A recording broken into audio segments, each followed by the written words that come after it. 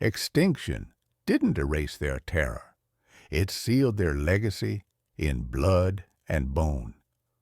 For over 600 million years, Earth served as a proving ground for predators, and nature constantly rewrote the rules of survival. Some killers struck with surgical precision, others overwhelmed with sheer power, and a few turned death into something almost beautiful if you weren't the one being eaten. When the first Smilodon remains were unearthed, paleontologists didn't immediately recognize them as belonging to a cat. In fact, their initial guess was way off the mark, which really speaks to how drastically different its anatomy was from modern cats. Imagine being an apex predator, ruling the wild at the top of the food chain. Life at the top has its perks, but here's the thing. Even the most fearsome hunters aren't always the biggest beasts around, because when it comes to the predator game, size isn't everything.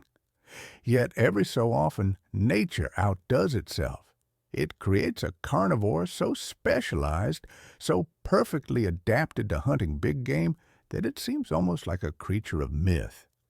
These rare beasts develop weapons tailored specifically for tackling the giants of their time, and not too long ago, just a blink of an eye in Earth's timeline, one such feline prowled our planet. This wasn't just any big cat. This was the undisputed monarch of the Ice Age. Meet the Smilodon, the saber-toothed cat extraordinaire.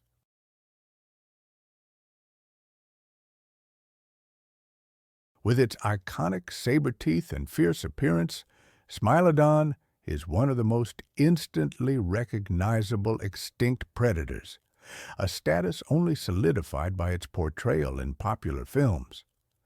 But while the world knows it as a saber-toothed cat, it didn't start out that way. Rewind the clock about 160 years and picture yourself in Brazil. It's here that our tale begins with a discovery that would perplex the scientific community. When the first Smilodon remains were unearthed, paleontologists didn't immediately recognize them as belonging to a cat. In fact, their initial guess was way off the mark.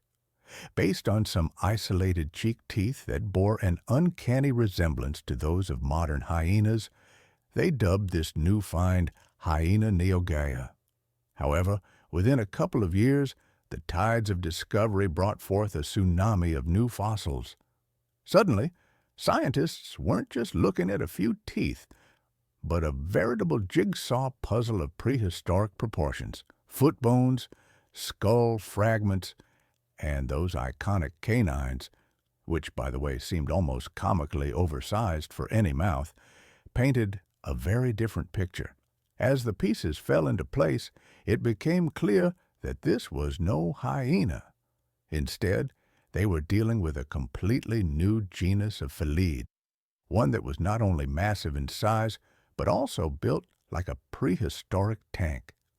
This feline was far more robust than any modern cat, a true heavyweight champion of the Ice Age. In light of this revelation, a new name was in order.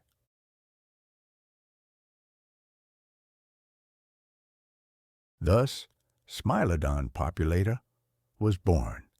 Smilodon, meaning knife tooth, and populator, roughly translating to the destroyer, or he who brings devastation. If you're thinking that sounds like the title of a heavy metal album, you're not wrong, and it's a fitting moniker for a predator that redefined what it meant to be lethal. With its new identity established, the scientific community dove headfirst into unraveling the Smilodon's family tree. This quest for understanding continues to this day, with researchers currently placing our knife-toothed friend in the extinct subfamily Machirodontinae.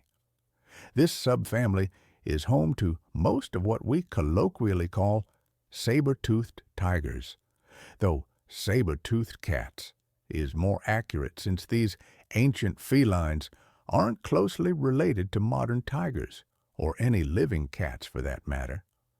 In fact, their closest living relatives might be members of the felini subfamily, which includes our domestic kitties.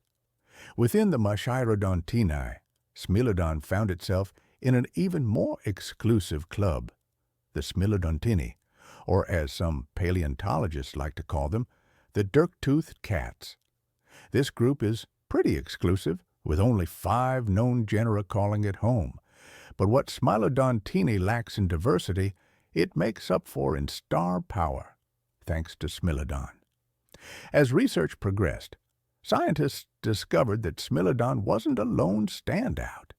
It was more like a prehistoric trio with 3 distinct members, each bringing something unique to the table. S. gracilis, S.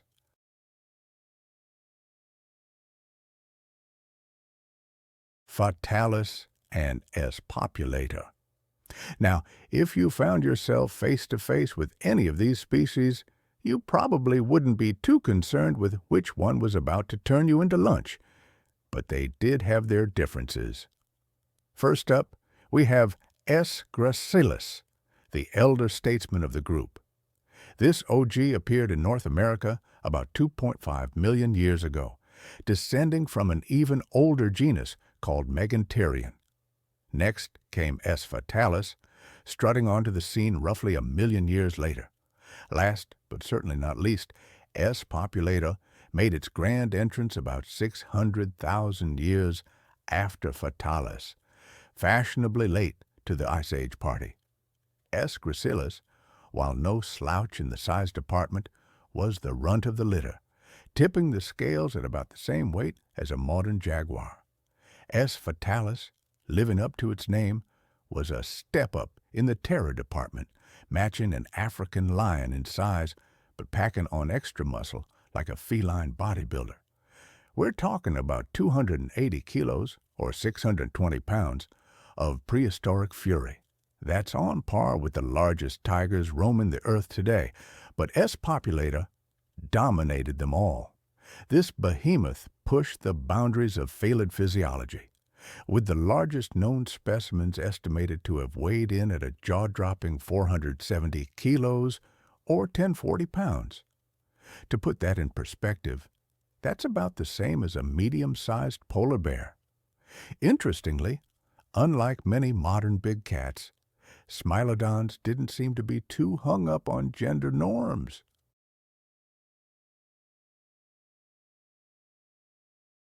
Studies suggest that there wasn't a significant size difference between males and females, a trait scientists call low sexual dimorphism. In practical terms, this means that regardless of whether you were facing a male Smilodon or a female Smilodon, you were in equal danger. I've always been fascinated by the Smilodon, that prehistoric tank with fangs. It wasn't just big, it was built for serious hunting. Its heel bone alone was a marvel, so robust and elongated that some paleontologists even think these Ice Age cats could outleap modern lions, clearing heights of 15 feet. Imagine that, a cat the size of a bear sailing over a one-story building. But the Smilodon's athletic abilities didn't stop there.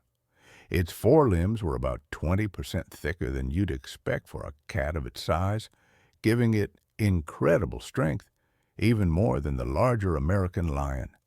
And those muscular arms ended in fully retractable claws, razor-sharp and curved. We're talking about claws twice the size of a Siberian tiger's, and even longer than those of a Kodiak brown bear, an animal that can weigh twice as much as a Smilodon.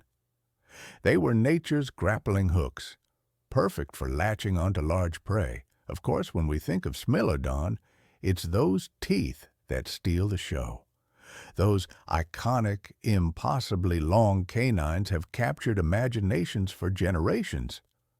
Saber teeth weren't unique to Smilodon, but it perfected the design.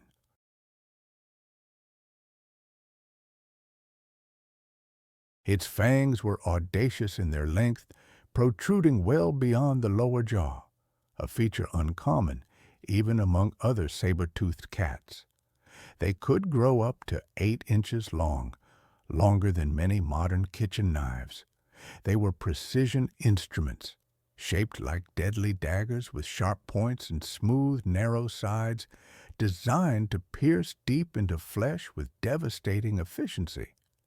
Interestingly, Smilodon's bite was relatively weak, about 4 times weaker than a modern lion's. So how did it kill? That's been a subject of much debate. One popular theory suggests that Smilodon was the ultimate ambush predator. Hidden in dense vegetation, it would wait for the perfect moment, then pounce on its unsuspecting prey. Using those muscular forelimbs and grappling hook claws, it would pin down its victim and sink its saber teeth into the prey's soft underbelly, causing massive internal damage and blood loss. But some researchers favor a different scenario. They propose that Smilodon used its powerful build to quickly overpower its prey, then delivered a precise lethal bite to the throat, causing severe blood loss and suffocation. Adding fuel to this theory is the discovery that Smilodon could open its jaw to an incredible 120 degrees, almost twice as wide as a human can manage.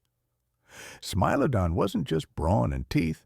Brain scans suggest that these prehistoric predators had excellent coordination, sharp hearing, and top-notch vision.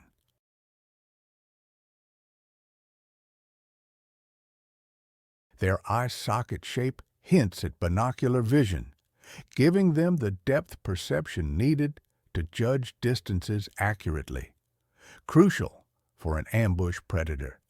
And they were fast, too. Many Smilodon fossils show trauma to their sternums, the kind of injury you'd expect from high-speed collisions. Smilodon's unique traits and powerful weaponry made it a versatile hunter, capable of taking down a wide variety of megafaunal prey. The specific animals it targeted varied based on the region. In North America, their prey included giant bison, camels, and even mastodons and Columbian mammoths. In South America, Smilodon's targets included Toxodon, Litopterna, various species of Glyptodon, along with more familiar animals such as horses and camelids. Some evidence even suggests that Smilodon occasionally went after caimans. We know what Smilodon ate thanks to skeletal evidence such as tooth marks on bones, or Smilodon remains found alongside those of their prey. One big question that's still hotly debated is whether Smilodon was a lone hunter or a team player. Knowing whether Smilodon hunted in packs could tell us a lot about its social structure and what kind of prey it typically targeted. One of the strongest pieces of evidence supporting the idea that Smilodons lived socially comes from the La Brea tar pits in California. These tar pits are a gold mine for paleontologists, preserving countless Ice Age animals that got stuck in the sticky asphalt.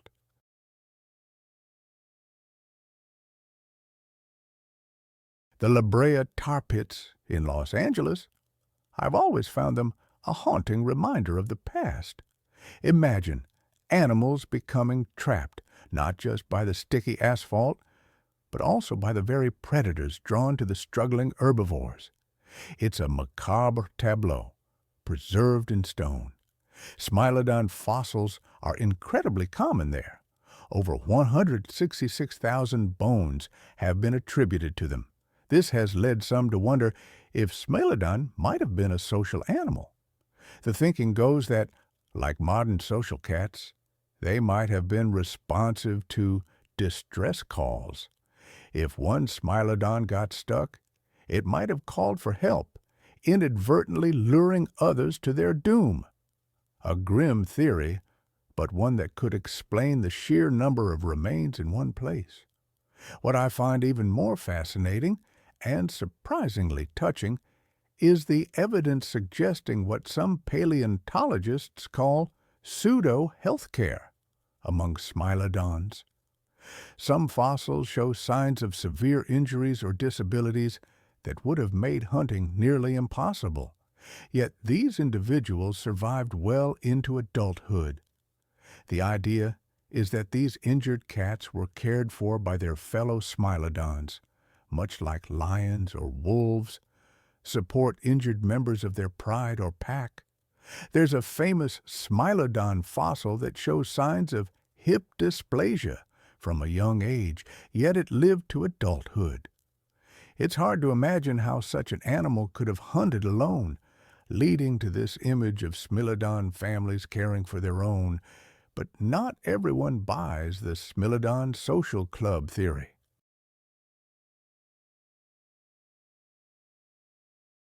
Some researchers point out that Smilodon remains found outside of predator traps tend to be more isolated. This, they argue, suggests a more solitary lifestyle like many modern big cats. Regardless of whether Smilodon was a team player or a loner, it was definitely at the top of the food chain. But that doesn't mean it didn't have competition. The Ice Age was a time of giants, and Smilodon wasn't the only predator with an appetite for mammoth-sized meals. Two of Smilodon's biggest rivals were the American lion and the dire wolf. Now, while the real dire wolves were impressive, they weren't quite as monstrous as their fictional counterparts. But they were formidable predators, and isotope analysis shows that they had a diet very similar to Smilodon's. These predators were often competing for the same prey. When it came to the American lion, it was probably a bit of a standoff. The American lion had size on its side, being one of the largest cats to ever exist. But Smilodon had those impressive canines. Most likely, these two apex predators tried to avoid each other when possible. But when conflicts did occur, it could have gone either way. The dire wolf, on the other hand, seems to have often come out second best in confrontations with Smilodon. Evidence suggests that dire wolves would frequently abandon their kills when a Smilodon showed up. It's not hard to imagine why, given those sabers being on full display.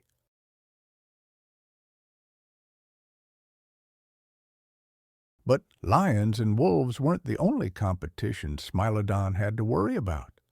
The Ice Age was also the time of the short-faced bear, a beast that could make even Smilodon look small by comparison. Some of these bears reached truly dinosaurian proportions. However, these ursine giants were more omnivorous than Smilodon, which likely reduced direct competition. Plus, bears tend to be solitary creatures. Now, we've talked a lot about Smilodon's impressive hunting adaptations, but how on earth did it eat with those ridiculous teeth? Those saber-like fangs seem like they would have been quite the obstacle during feeding. Well, Smilodon had a solution for that. Unlike most predators that can chomp down from the front, Smilodon was equipped with specialized slicing teeth called carnassials. These teeth, situated on the sides of the mouth, worked like biological scissors, shearing through meat with ease. To eat, Smilodon would have turned its head to the side, using these carnassials to slice off manageable chunks of meat, while its saber teeth stayed out of the way. It's a prime example of nature's problem-solving. When life gives you saber teeth, you adapt your eating style accordingly. With its unique adaptations and hunting prowess, Smilodon carved out a vast empire for itself.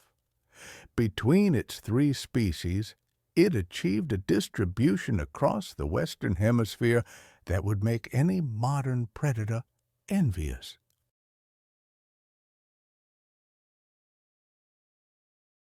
In North America, Smilodon gracilis and Smilodon fatalis roamed from coast to coast, reaching as far north as Alberta, Canada.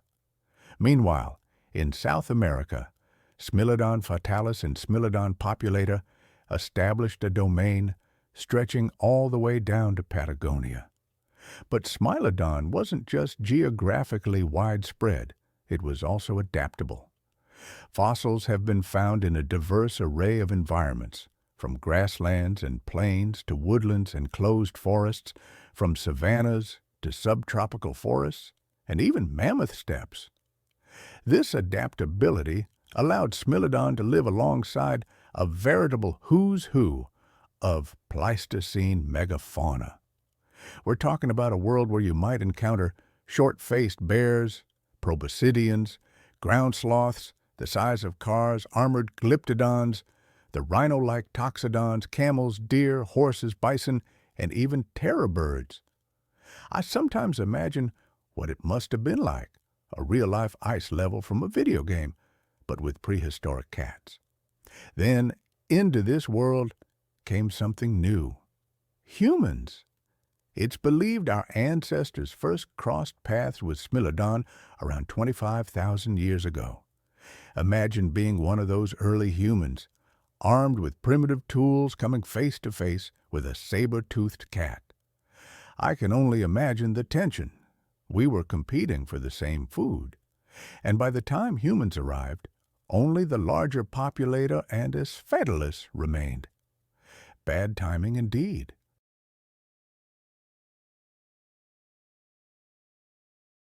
Given that Meganterion, a possible predecessor of Smilodon, sometimes preyed on Homo erectus, it's easy to think Smilodon might have seen early humans as potential prey too.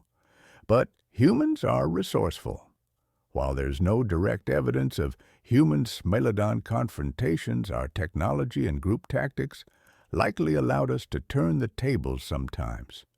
In 2021, researchers found something extraordinary, a petroglyph that seems to depict humans observing a Smilodon from afar, a glimpse into a world where our ancestors shared the landscape with these magnificent, terrifying creatures. But this coexistence didn't last. Smilodon disappeared from the earth. The youngest remains of Asphatilus and Populator date back about 10,000 years, roughly when humans in some parts of the world were figuring out agriculture. The extinction of Smilodon is still debated among paleontologists. Some argue humans played a role through competition or altering habitats. Others are less convinced. The more widely accepted theory points to the broader quaternary extinction event. This was a period of climate change that saw the disappearance of many large animal species in North and South America. As the megafauna Smilodon relied on for food began to die out, the saber-toothed predator found itself in a precarious position. In a cruel twist, the very adaptations that made Smilodon a successful hunter of large prey became a liability.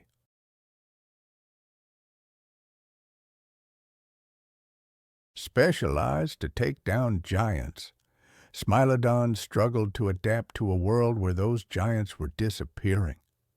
It was too good at what it did, and when the world changed, it couldn't change with it. The extinction of Smilodon marked the end of a species and an era. It was the last of the saber-toothed cats, not just in the Americas, but worldwide. With its passing, a lineage that had dominated the planet for over 20 million years came to an end. Its legacy resonates in museum exhibits, in our imaginations, and as a reminder of the fragile balance between species and their environments. As we face our own period of rapid change, the lesson of Smilodon is clear. Survival requires adaptation. Mammoths were icons of the Ice Age, towering 11 feet tall and weighing 6 tons. But they weren't the scariest things out there, not even close. Lurking in the same frozen wastelands was a creature that made mammoths look quaint. A beast so massive, so brutally engineered, it was less an animal and more a biological battering ram. Imagine the size of a mammoth, but fused with the destructive force of a medieval war machine. This was no gentle giant. It didn't need curved tusks or a coat to command respect. All it had, all it needed, was a single monstrous weapon, one so lethal, so precise, that every encounter became a high-stakes gamble with survival.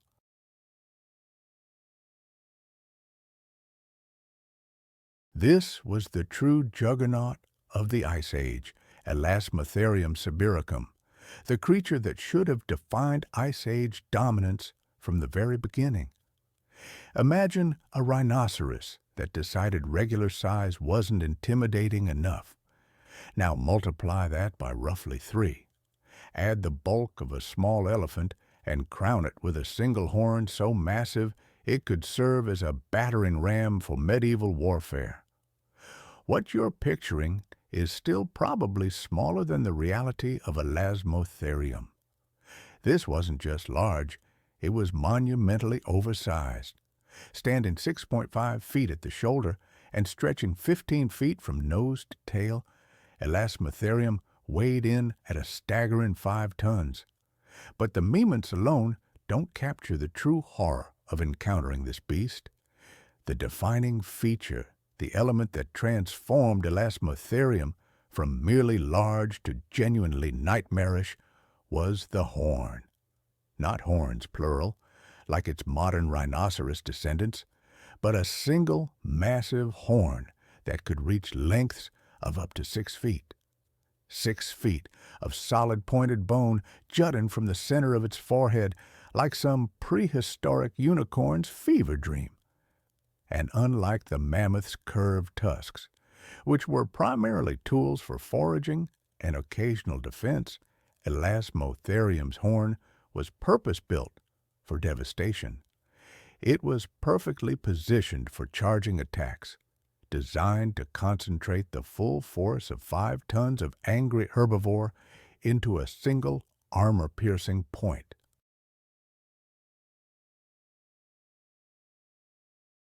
Any creature unfortunate enough to find itself on the receiving end of an Elasmotherium charge wasn't just facing injury, it was facing obliteration. The horn was just the beginning. Strip away that intimidating weapon, and you're still left with a creature that redefined what it meant to be perfectly adapted for the Ice Age. I've always been fascinated by creatures that are purpose-built for their environments. Take the Alismarium, for instance.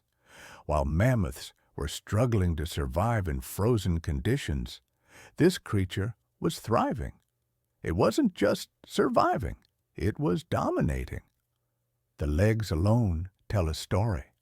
Unlike the mammoth's thick, pillar-like limbs, the Elasmotherium possessed legs that were both powerful and surprisingly agile.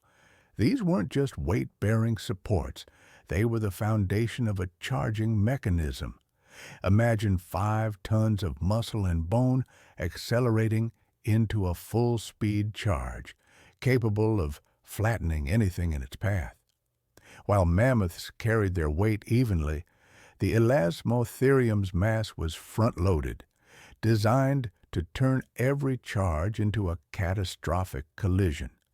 It wasn't accidental. It was millions of years of brutal efficiency honed into one purpose: impact. The shoulder muscles alone were powerful enough to absorb the shock of high-speed collisions that would have shattered the bones of lesser creatures. Critically, Elasmotherium had solved the fundamental problem that plagued many Ice Age giants: energy efficiency.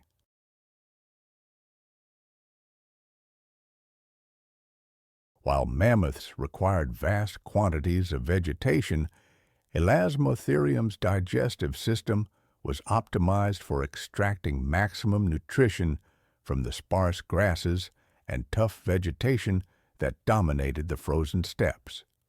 Its skull, built like a natural helmet, could withstand impacts that would have been fatal to creatures with more delicate cranial architecture.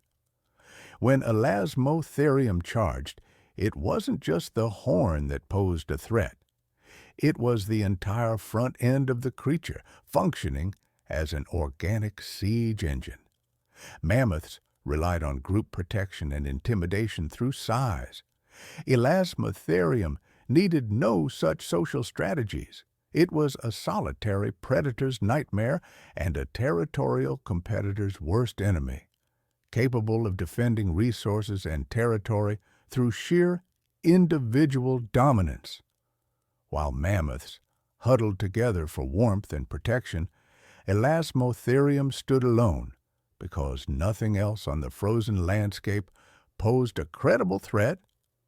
Then there's that magnificent, terrifying horn. At up to 6 feet in length and potentially weighing as much as 100 pounds, this wasn't some decorative display piece.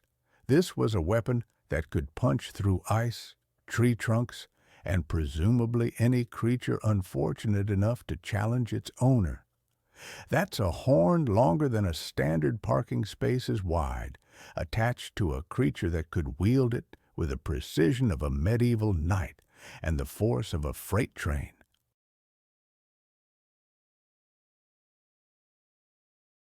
Unlike modern rhinoceroses, which carry their horns on their snouts, Elasmotherium's horn was mounted directly on the forehead, the optimal position for delivering devastating charging attacks. When the creature lowered its head to charge, the horn became the leading edge of a 5-ton projectile moving at 25 km/h. The physics alone are genuinely frightening. But the horn wasn't just a weapon. Analysis of its structure suggests it served multiple functions. The base was broad and sturdy, enough to serve as a snowplow, allowing the creature to clear feeding areas that would have been inaccessible to other herbivores.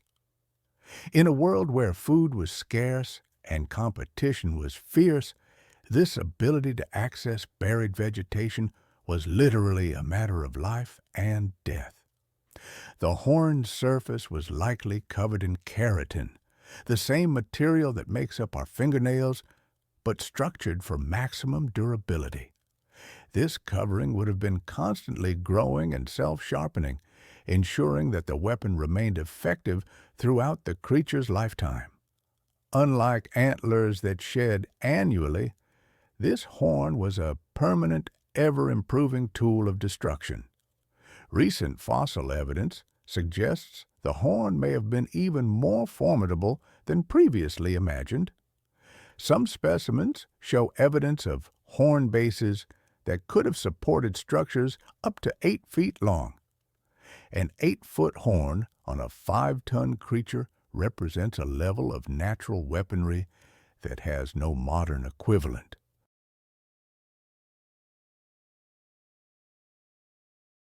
Imagine being a saber-toothed cat or cave bear, creatures that were accustomed to being the apex predators of their respective environments, suddenly encountering something that could quite literally impale you from 8 feet away. The horn didn't just change how Elasmotherium fought, it changed how everything else on the Ice Age landscape had to live, constantly aware that somewhere in the frozen wilderness there was a creature carrying a weapon that could end any confrontation before it truly began. The mammoth's tusks, impressive as they were, pale in comparison.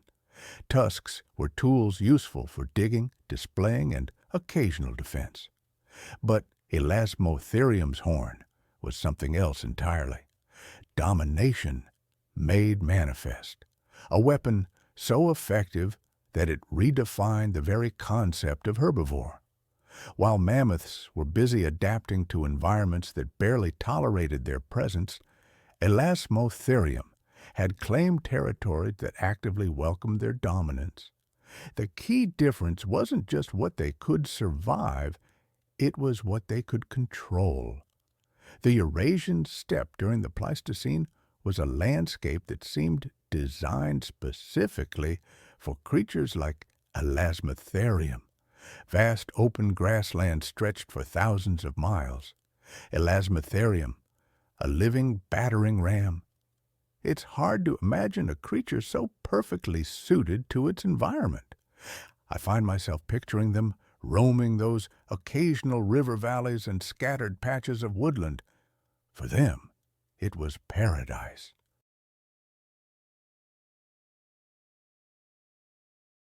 No dense forests to navigate, no steep terrain to negotiate, just endless expanses where speed, power, and sheer intimidation reigned supreme. What's truly remarkable is that they didn't just survive in these conditions, they thrived. They established permanent populations in areas where other megafauna couldn't. In the frozen steppes of Siberia, the wind-swept plains of Kazakhstan, the harsh grasslands of Central Asia. These were Elasmotherium's hunting grounds, territories where the extreme cold, sparse vegetation, and brutal competition eliminated most other large herbivores. Their secret, as I understand it, lay in their approach to resource management. Unlike mammoth herds that required vast areas and constant movement to find sufficient food, Elasmotherium operated on an entirely different principle. They were territorial specialists, claiming specific ranges and defending them with aggressive efficiency, making migration unnecessary. That horn wasn't just a weapon, it was a property deed written in bone and enforced through violence.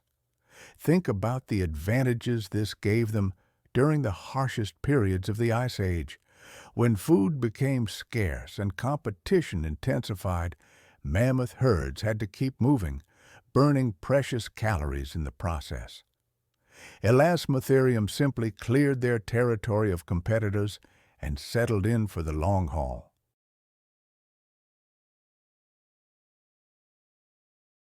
They could access buried vegetation that others couldn't reach, defend prime feeding areas that others couldn't claim, and maintain energy reserves that migration-dependent species couldn't match. The fossil record tells a story of creatures that weren't just surviving, they were prospering. Elasmotherium remains have been found across a range that stretched from Ukraine to Mongolia, a distribution that suggests successful territorial expansion, not desperate wandering. These weren't refugees from climate change.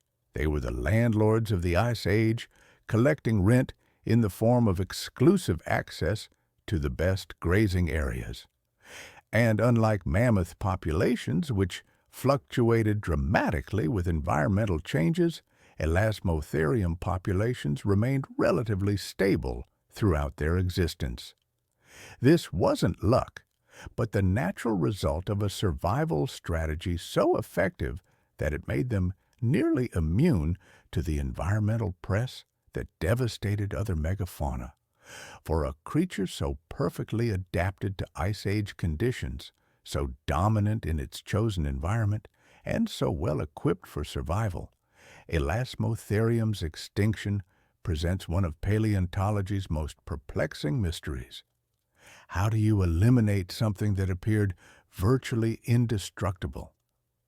While mammoths managed to survive in various forms until roughly 4,000 years ago, with some populations persisting on isolated islands well into human civilization, Elasmotherium vanished from the fossil record around 39,000 years ago.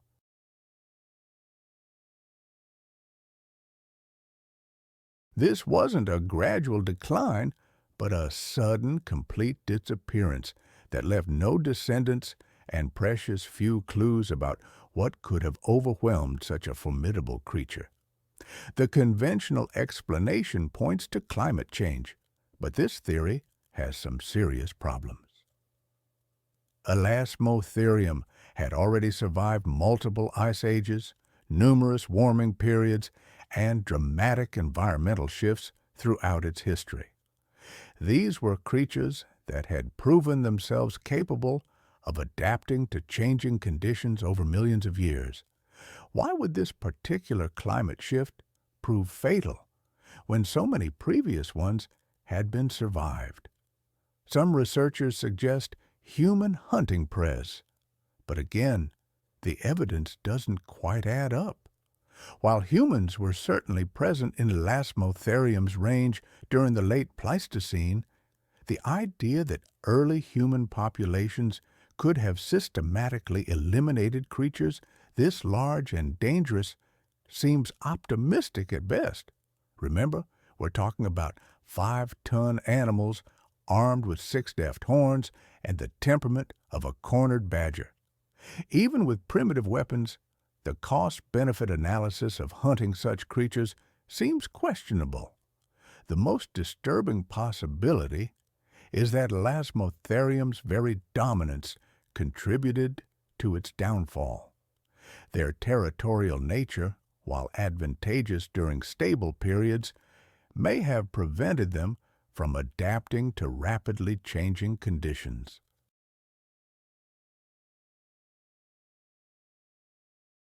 Unlike mammoths, which could migrate to more favorable areas, Elasmotherium populations may have been too committed to their territories to abandon them when conditions deteriorated.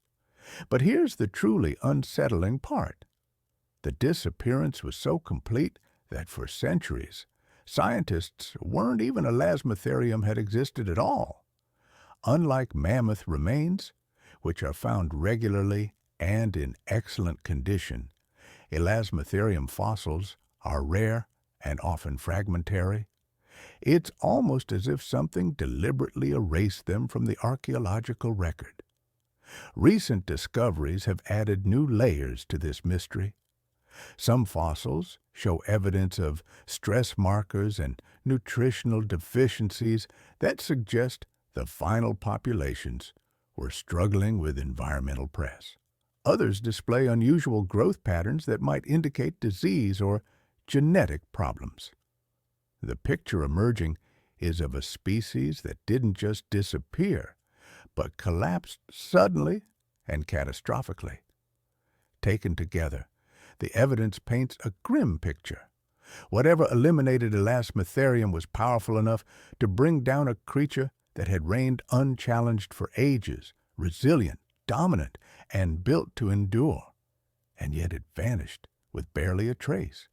For an animal that once defined the Ice Age landscape, the silence surrounding its extinction is genuinely haunting. The mammoth survival story, impressive as it is, suddenly seems less like triumph and more like luck.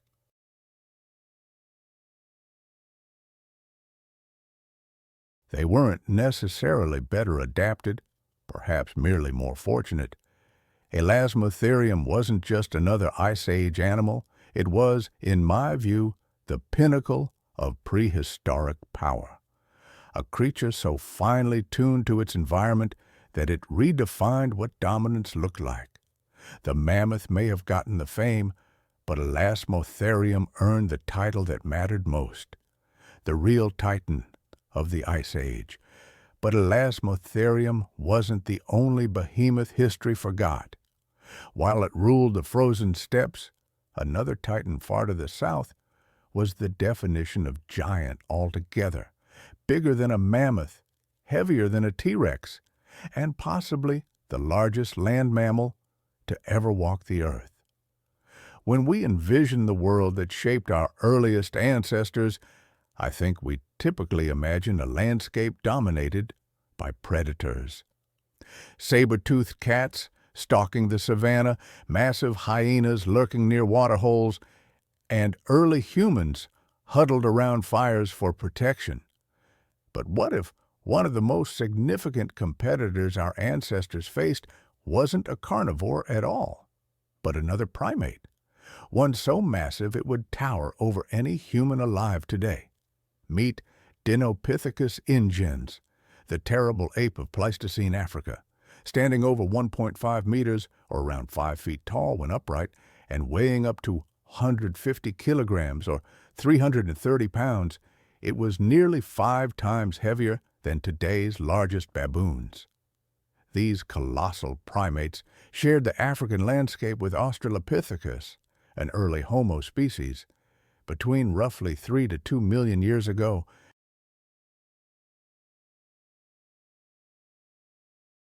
Yet despite their imposing presence during this pivotal chapter of prehistory, they remain virtually unknown outside of specialized scientific circles. Dinopithecus belongs to the family Cercopithecidae, the Old World monkeys, rather than the hominoid family. Specifically, it's classified within the subfamily Papionini, alongside modern baboons, gelatas, and mangabes. Despite this taxonomic distance from humans, Dinopithecus represents one of the most remarkable examples of primate gigantism in the fossil record. The genus first entered scientific literature in 1938 when paleontologist Robert Broom described Dinopithecus ingens based on fossil remains from Sterkfontein, near Pretoria, South Africa. The name itself tells a story. Dino, from the Greek for terrible or fearfully great, Pithecus, meaning ape or monkey, and ingens, meaning huge in Latin.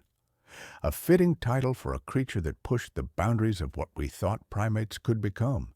Subsequent discoveries have primarily come from cave sites in South Africa, including Kromdraai and Cooper's Cave, locations famously associated with early hominin remains. Fossil evidence includes partial skulls, mandibles, and postcranial elements that allow paleontologists to reconstruct its appearance and lifestyle. Most fossils date between 3 and 2 million years ago, placing Dinopithecus firmly in the Pleistocene epoch alongside early Australopithecus and Homo species.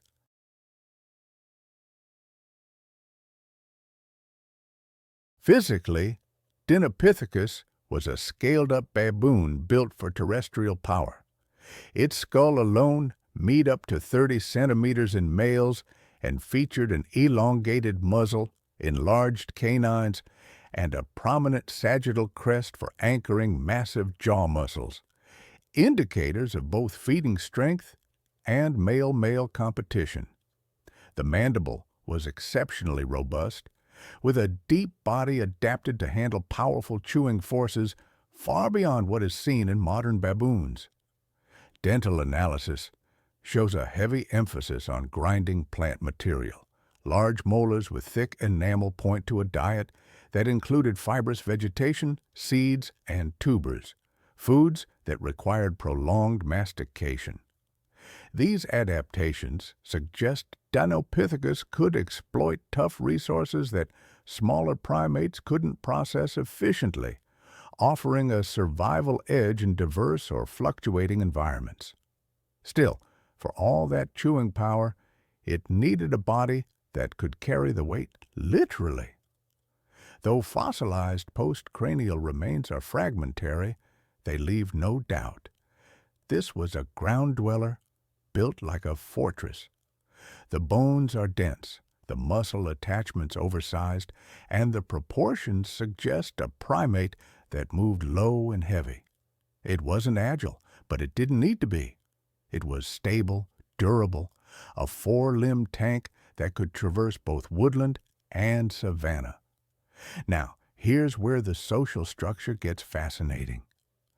Sexual dimorphism in Dinopithecus was extreme, even more pronounced than in modern baboons.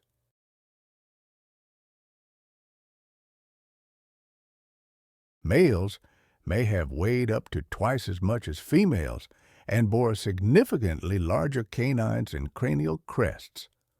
This suggests intense male competition, likely involving physical confrontations and dominance displays, a social structure where size directly translated to reproductive success.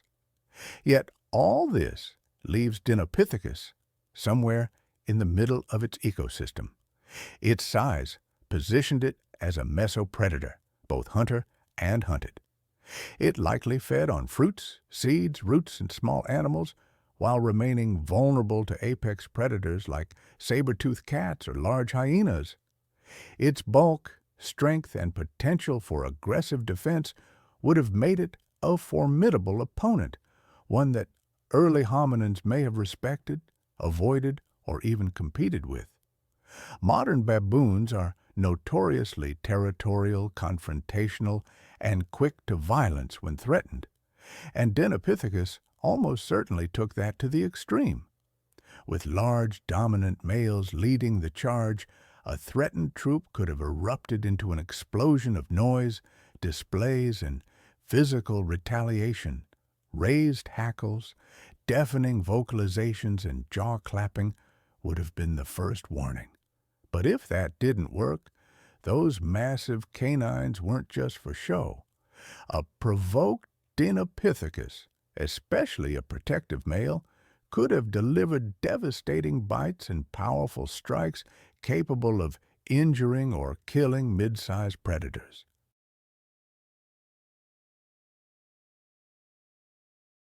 Some paleontologists estimate Dinopithecus could have delivered bite forces comparable to those of big cats, perhaps reaching or even exceeding 2,000 pounds of crushing force.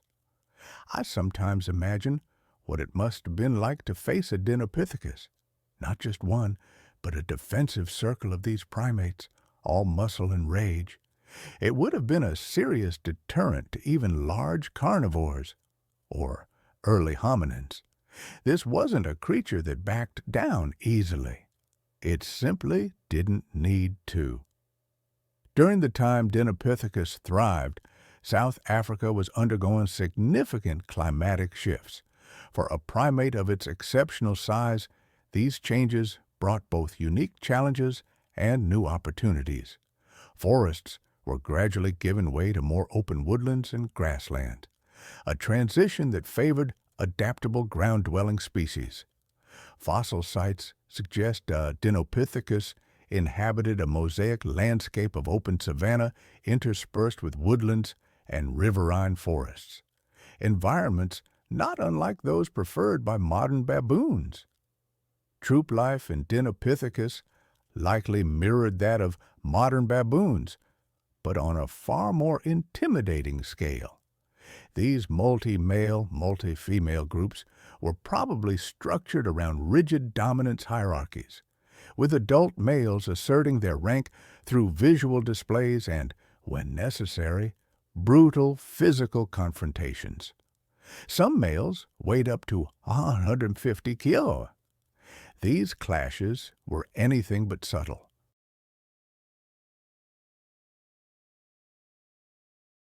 Adult males likely positioned themselves on the outskirts of the troop, forming a living barrier against potential predators. At dawn, the group would descend from cliffs or tall trees, safe havens used to avoid nocturnal hunters. From there, the day began with movement and lots of eating. Feeding likely consumed much of the daylight hours. Adult males may have needed up to 7 kilos of plant matter daily. Grasses, seeds, fruits, bulbs, tubers, all requiring tremendous chewing power. And while plants formed the base of their diet, they weren't strictly herbivores. Like their modern relatives, Dinopithecus likely supplemented with animal protein. Small vertebrates, insects, scavenged carcasses. But here's the twist. With their size and strength, they may have taken things further. Juvenile antelope, or the young of larger prey animals, weren't out of the question. And when it came to disputed carcasses, their bulk alone may have been enough to intimidate other predators into backing off. Much like modern papionins, Dinopithecus likely relied on a rich set of vocalizations, facial cues, body postures, and physical contact.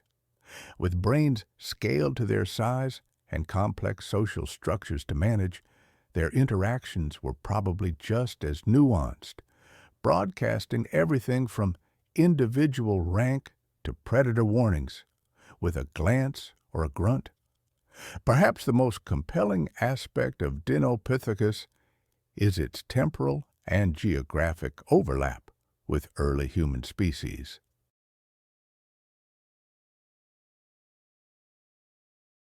Between approximately 3 and 2 million years ago, as Dinopithecus roamed the South African landscape, the hominin presence was undergoing a period of remarkable change. Species like Australopithecus were being joined by early Homo. Upright walking had become well established, brain sizes were growing, and the first stone tools were appearing. This was the crucible of humanity, and Dinopithecus was there to witness it.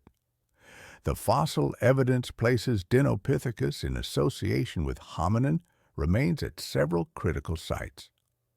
At Swartkrans and Cooper's Cave in South Africa's cradle of humankind, Dinopithecus fossils have been found in the same deposits as Australopithecus robustus and early Homo specimens.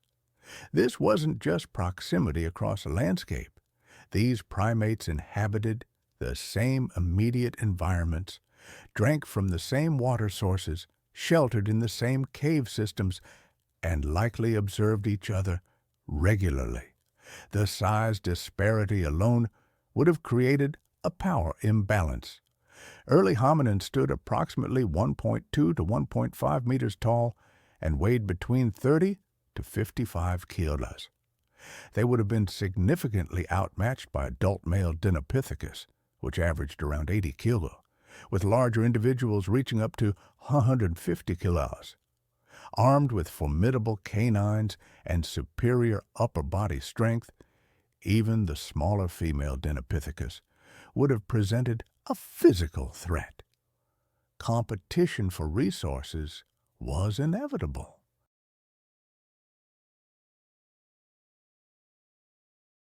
Both groups were omnivorous with overlapping dietary preferences, though with different specializations. Early hominins were developing adaptations for a more versatile diet, including meat obtained through scavenging and possibly hunting, while Dinopithecus likely specialized in efficiently processing large quantities of plant materials. Nevertheless, both would have sought out the same high-value food resources: fruits, nuts, tubers, and water sources, creating potential conflict points. And it wasn't just diet that brought them into contact. Both groups favored mosaic environments, offering a mix of woodlands for shelter and open areas for foraging. Both likely needed trees or cliff faces for nighttime safety from predators. Both would have been drawn to reliable water sources, particularly during dry seasons. This shared preference for similar habitats would have end regular encounters between the species. The responses of early hominins to Dinopithecus were likely complex and situational. Direct competition was probably avoided when possible, with hominins developing greater behavioral flexibility to compensate for their physical disadvantage. This might have included adjusting activity patterns to avoid peak Dinopithecus feeding times, developing more efficient foraging strategies, or utilizing tools to access food resources unavailable to even the powerful Dinopithecus.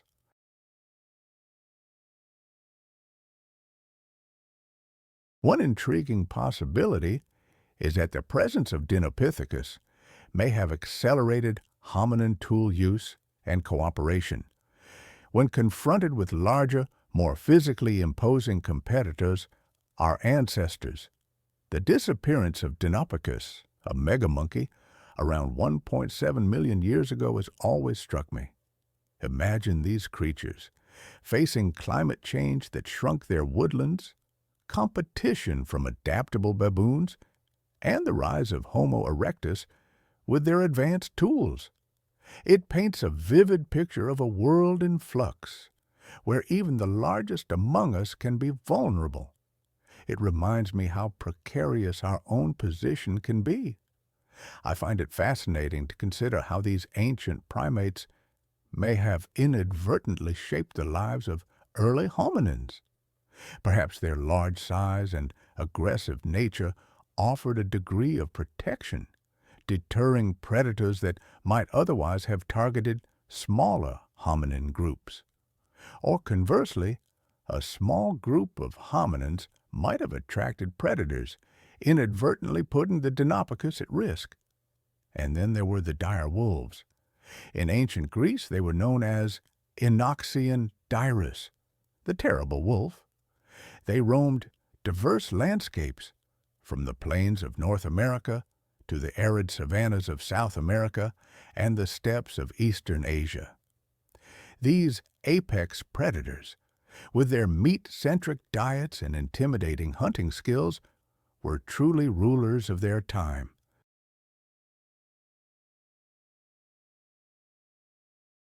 Their unique dental features and digestive systems, tailored for processing meat, set them apart from other wolf species. I can almost picture them, their robust skeletons, powerful limbs, and broad chests hinting at their strength as they brought down formidable prey. Their bite force was incredible, among the strongest of any canid. In North America, they hunted bison antiquus, Pleistocene horses, and large ground sloths. In South America, they feasted on ground sloths, glyptodons, toxodons, mastodons, and extinct camelids. And in Eastern Asia, they faced woolly mammoths, woolly rhinoceroses, steppe bison, and wild horses. The competition must have been fierce, with predators like Xenocyan, Smilodon, the American lion, and the giant short-faced bear all vying for dominance. They lived in monogamous pairs and hunted in packs, displaying a fierce determination and adaptability that allowed them to thrive in challenging environments. The origin of the dire wolf has been a subject of debate among scientists, with theories suggesting either an expansion from Eurasia or an ancestral lineage native to the Americas. For years, scientists tried to extract DNA from dire wolf fossils, but tar residue kept getting in the way.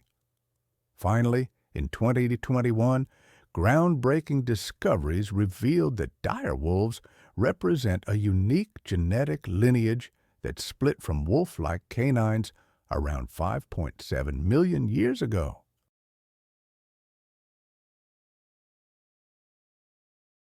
This supports the theory of an ancestral lineage native to the Americas, distinct from the genus Canis.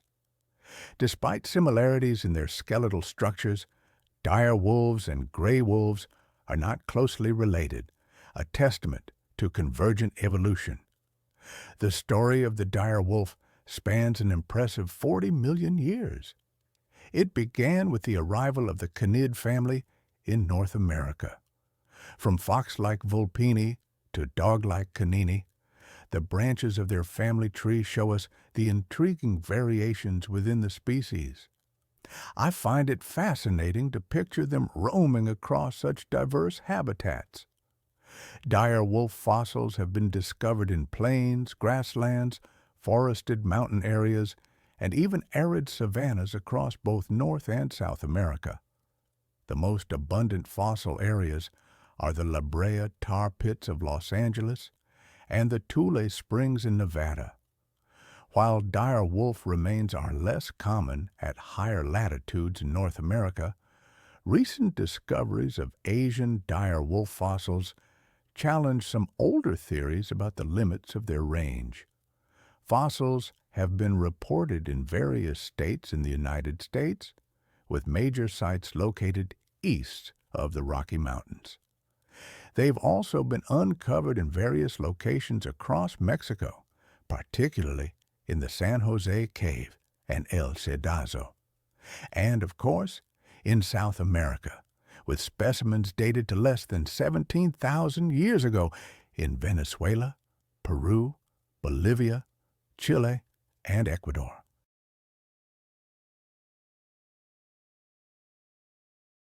The discovery of a dire wolf fossil in northeastern China in 2020 suggests a possible migration route from mid-latitude North America across Beringia and into Eurasia. This challenges previous assumptions about the barriers to their dispersal. Understanding the physical characteristics of dire wolves sheds light on their adaptations and behaviors. I've always been struck by how similar they were in proportion to modern North American wolves, like the Yukon wolf and the northwestern wolf. Of course, there were variations in size and morphology. Some dire wolf specimens from Rancho La Brea were smaller than the largest northern wolves we see today, while others were larger. The dire wolf generally had smaller feet and a larger head compared to modern wolves of similar body size, with a massive skull characterized by broader dimensions and a higher sagittal crest. Geographic differences have also been observed. Specimens from California and Mexico show distinct craniodental features and limb proportions compared to those from east of the Continental Divide. Some had shorter, lighter limbs, making them less adapted for running than timber wolves and coyotes. Others possessed longer limbs, comparable to the Yukon wolf. Imagine, 125,000 years ago, dire wolves roamed the earth when the sea level was 8 meters higher than it is today, during the Sangomanian interglacial period.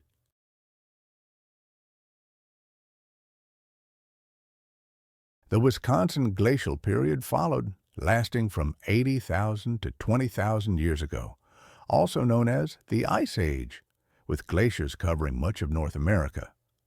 The dire wolves went extinct about 9,500 years ago, marking the end of a unique era. Research indicates that they evolved separately from modern North American gray wolves and coyotes, without genetic mixing. The reasons for their extinction remain debated, but likely involve factors such as climate change, competition with other predators, and changes in prey availability. The disappearance of dire wolves marked the end of a unique lineage within the Canidae family and potentially altered predator-prey dynamics at the time. Between 125,000 and 9,500 years ago, significant climatic shifts occurred, shaping the environment in which dire wolves lived. These changes, alongside fluctuations in prey populations, likely influenced their survival. They existed in diverse habitats ranging from grasslands to forests, adapting to various environmental conditions. As apex predators, they played a crucial role in regulating ecosystems, impacting the populations of herbivores and smaller predators. Their extinction represented a loss of biodiversity and disrupted ecological balances that had been established over millennia.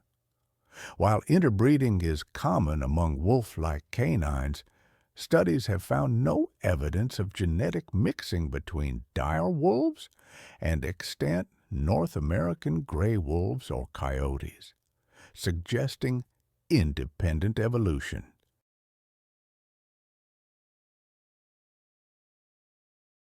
Reflecting on the era of the dire wolf, its formidable presence and powerful bite force still captivates our imagination. But as one chapter closed, another began. In the grand tapestry of Earth's history, few chapters are as captivating as the rise and fall of the dinosaurs. These magnificent creatures dominated our planet for over 160 million years, shaping ecosystems and adapting into a myriad of forms. But as the curtain fell on the age of reptiles, it gave way to an unexpected sequel, one where the supporting characters stepped into the spotlight and nearly stole the show. Enter the Forus racids, more commonly known as the terror birds. These feathered nightmares emerged from the ashes of the dinosaur extinction, carrying the torch of their terrifying predecessors and proving that nature abhors a vacuum, especially when it comes to apex predators. Roughly 53 million years ago, in the early Eocene, the world was a very different place, a hothouse Earth with lush forests stretching from pole to pole, filled with a diverse range of life forms that emerged after the extinction of the dinosaurs. It was in this steamy prehistoric paradise that the first terror bird, Paleopsilopterus, made its debut. Standing at a modest height of 1 meter or 3 feet, this Brazilian bird might not have seemed particularly terrifying at first glance. In fact, it was about the same size as a modern-day stork. Hardly the stuff of nightmares.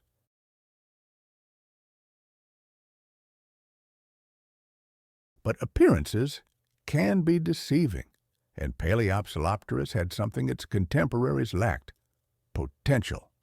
What set it apart was its agility and speed, traits that would become hallmarks of its descendants. While it may not have been the apex predator of its time, dwarfed by monstrous crocodilians and giant snakes, it was a harbinger of things to come. Imagine the surprise of early European mammals when a South American terror bird appeared in their midst. That was Eleutherornis, a terror bird that wasn't content with merely growing in size. It stood 50% taller than its ancestor, but more impressively, it expanded its range in a way that no other terror bird would match. While most of its kin would remain in the Americas, Eleutherornis ventured across the sea to Europe. Fossil remains of this globe-trotting terror have been found in both France and Switzerland, the only known member of its family to have lived outside the New World. But Eleutherornis was just the opening act. As the epochs rolled by, the terror birds continued to grow, adapt, and diversify. It was as if they were engaged in a relentless competition with themselves, each new species trying to outdo its predecessors in size and ferocity. The Oligocene epoch, from about 34 to 23 million years ago, marked a turning point. It was during this time that the family truly began to live up to its name, with the emergence of giants that would have given pause to even the bravest of prey. Take Paraphornis, for example.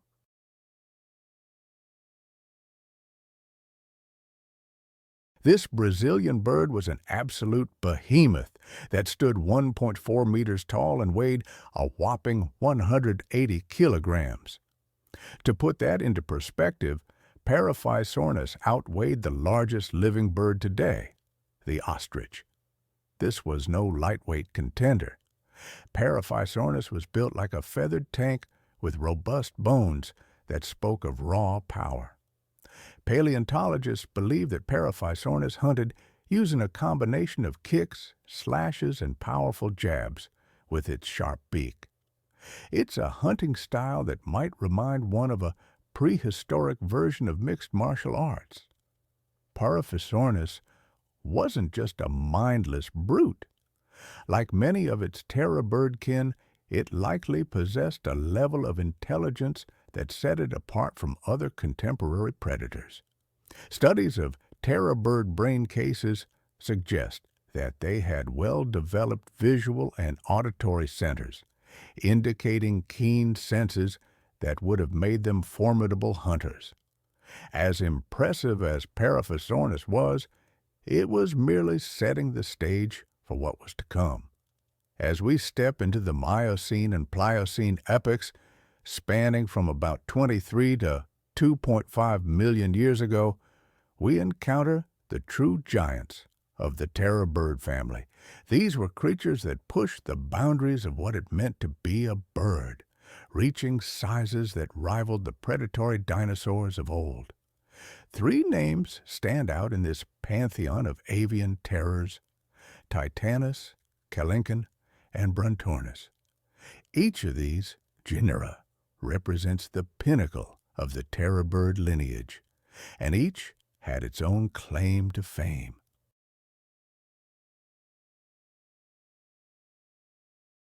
Titanus, the youngest and smallest of the trio, was also the most adventurous.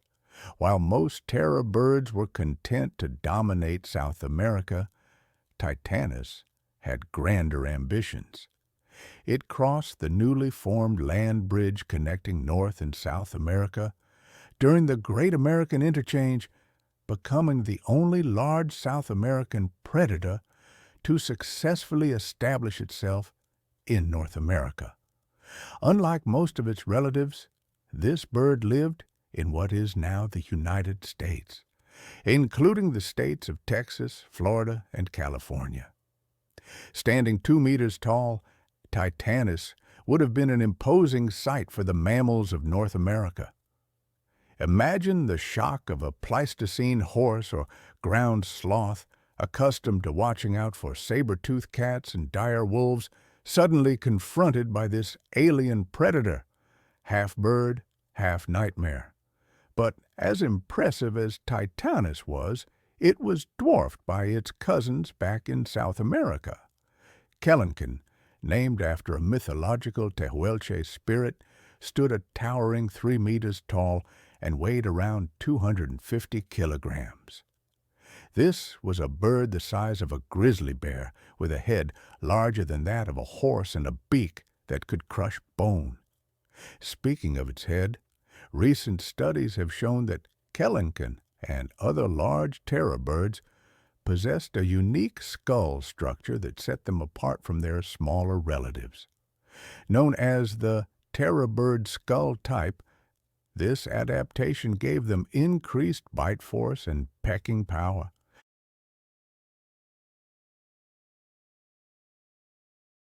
This suggests that these giants may have been capable of taking down larger prey than previously thought, potentially including some of the megafauna that roamed South America during their reign. But the title of the largest terror bird is still hotly debated, with Brontornis giving Kelenken a run for its money. While slightly shorter at 2.8 meters, Brontornis was built like a feathered bulldozer, potentially weighing up to 400 kilograms. This made it not just the heaviest terror bird, but also the heaviest carnivorous bird of all time and the 4th heaviest bird overall. Interestingly, Brontornis has been the subject of scientific controversy. Some paleontologists have questioned whether it was truly a terror bird or even a carnivore at all, citing similarities in its toe claws to those of herbivorous birds. However, recent studies have identified features in Brontornis vertebrae that are unique to terror birds, lending weight to its classification as a member of this fearsome family. Whether Brontornis was a terror bird or not, its massive size would have made it a force to be reckoned with. Its weight likely made it slower than its more nimble cousins, but what it lacked in speed, it made up for in raw power. I can imagine Brontornis as the tank of the terror bird lineage. I've always been fascinated by creatures that defy easy categorization, and the terror birds certainly fit that bill.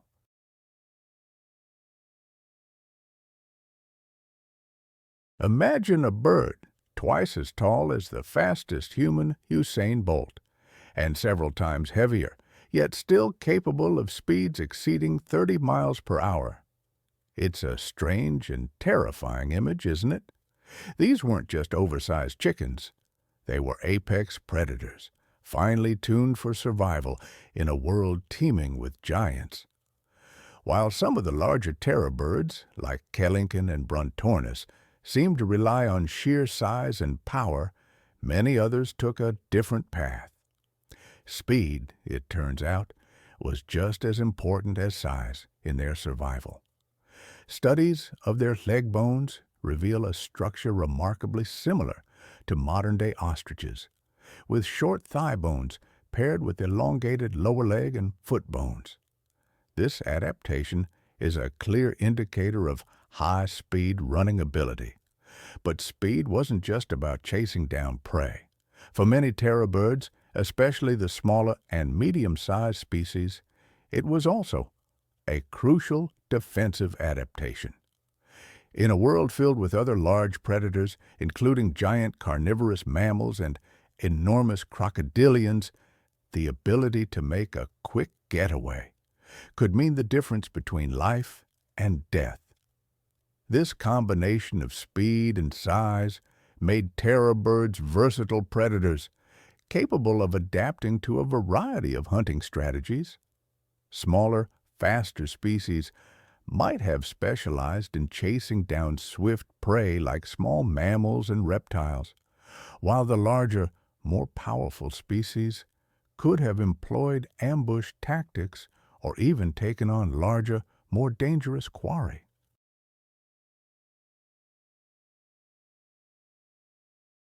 While their imposing size and fearsome beaks often steal the spotlight, the true power of terror birds lay in their highly developed senses.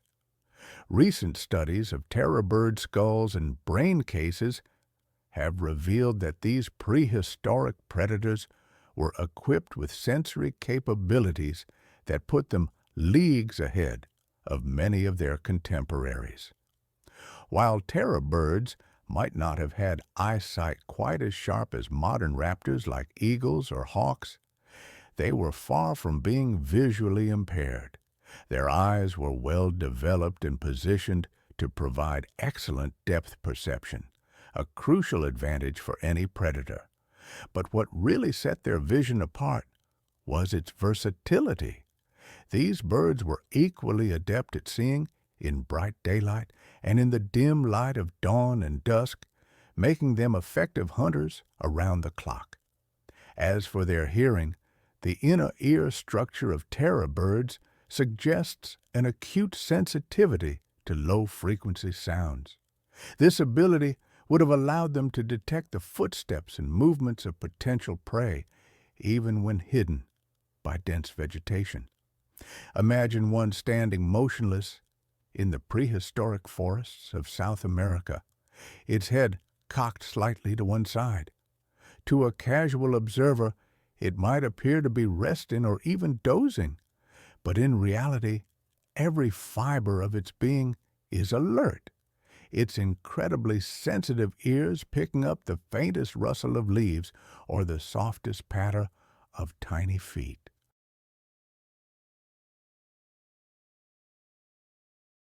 In an instant, it can pinpoint the location of its unsuspecting prey and launch into action. This combination of visual and auditory prowess made terror birds the complete predatory package. It's no wonder these birds were able to dominate their ecosystems for millions of years. But even the mightiest rulers faced their downfall, and the reign of the terror birds was no exception. For millions of years, these avian predators had ruled supreme in South America, developing into a diverse array of species that filled various ecological niches. But somewhere along the line, their luck ran out. Traditionally, the extinction of the terror birds was linked to the Great American Interchange, a major paleozoographic event that occurred about 2.7 million years ago. This event saw the formation of the Isthmus of Panama, creating a land bridge between North and South America. As a result, animals from both continents were able to migrate across this newly formed connection, leading to a significant reshuffling of fauna. The conventional wisdom held that the influx of new predators from North America, including cats, dogs, and bears, outcompeted the terror birds, leading to their eventual extinction. It was a neat and tidy explanation that seemed to make perfect sense.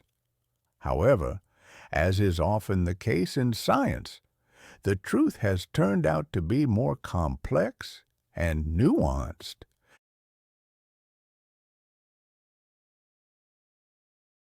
Recent studies have cast doubt on this simple competition-based extinction model, revealing a more intricate tapestry of factors that led to their downfall. One of the primary challenges to the competition hypothesis comes from a closer examination of the fossil record. It turns out that most terror birds, along with many of their main South American competitors, had already disappeared long before placental predators arrived in South America in significant numbers. This timing mismatch suggests that something else was at play. Moreover, the success of Titanus in North America serves as a counterpoint to the idea that terror birds couldn't compete with placental mammals. Not only did Titanus successfully expand its range northward during the interchange, but it also managed to coexist with large canids and felines for millions of years. Clearly, at least some terror birds were more than capable of holding their own against mammalian predators. So, if competition alone didn't doom the terror birds, what did? The answer, as is often the case in paleontology, likely involves a complex interplay of factors. Climate change, in particular, may have played a significant role. From the Oligocene to the Pliocene, Earth's climate was on a long-term cooling trend, culminating in a series of ice ages. This global cooling would have had a profound impact on the ecosystems that terror birds called home.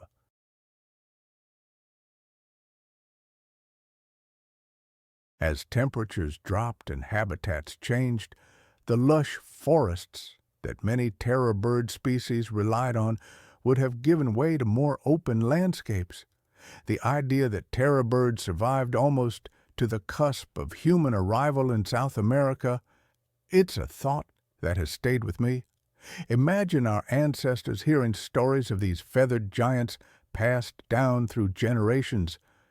It's not entirely far-fetched. The terror birds, despite facing a changing world, proved remarkably resilient. For years, the accepted belief placed their extinction around 1 million years ago. But recent fossil evidence has dramatically altered that timeline.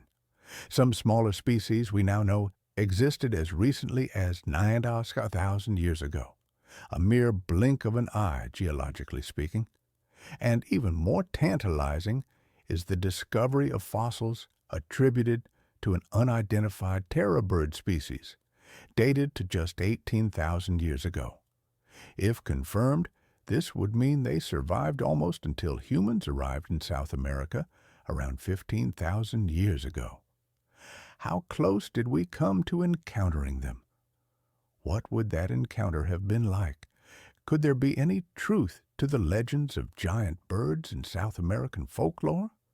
It's unlikely humans directly interacted with terror birds, but the possibility that early humans heard stories of these creatures passed down isn't far-fetched.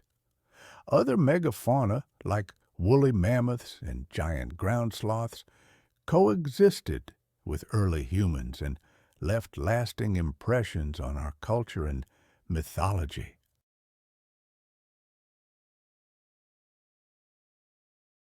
This near miss serves as a reminder of the incredible diversity of life that has existed on our planet. It's sobering to think that if terror birds had hung on for just a few thousand years longer, our understanding of the natural world might be very different today. Now, let's shift gears from feathered giants to another apex predator, one that truly struck terror: the Tyrannosaurus rex.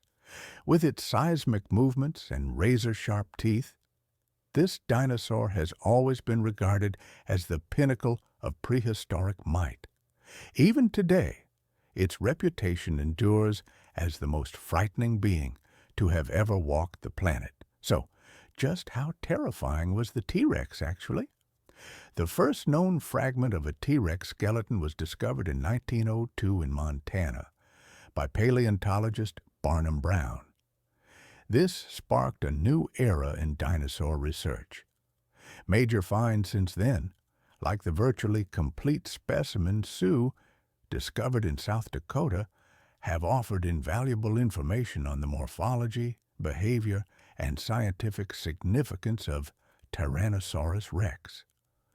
Through thorough excavation, evaluation, and reconstruction, researchers have pieced together the history of this giant predator and its role as a prominent apex predator during the late Cretaceous period. T-Rex, along with other large theropod dinosaurs like Tarbosaurus and Daspeltosaurus, are classified as members of the subfamily Tyrannosaurini within the family Tyrannosauridae.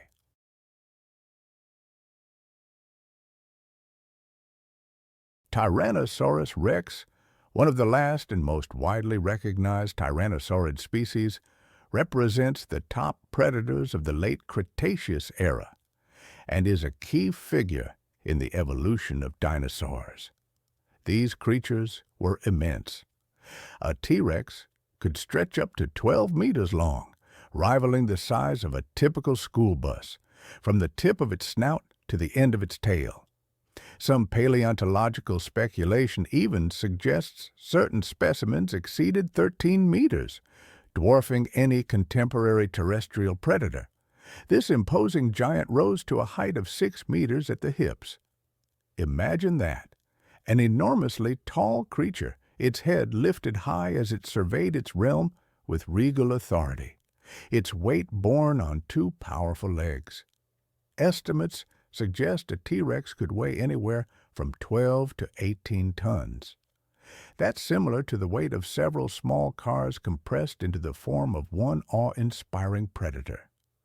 The Tyrannosaurus rex boasted a sturdy skeletal structure with a distinct vertebral column comprised of neck, back, and sacral vertebrae. The exact number of tail vertebrae varied, but its neck formed a muscular S-shaped curve supporting its massive head. Pneumatic depressions and robust neural spines provided strength and flexibility. The forelimbs were short, with two clawed fingers, contrasting with the long hind limbs. The pelvis featured a lengthy ilium and a large pubic boot, while the hind foot had an arctometatarsalia metatarsus.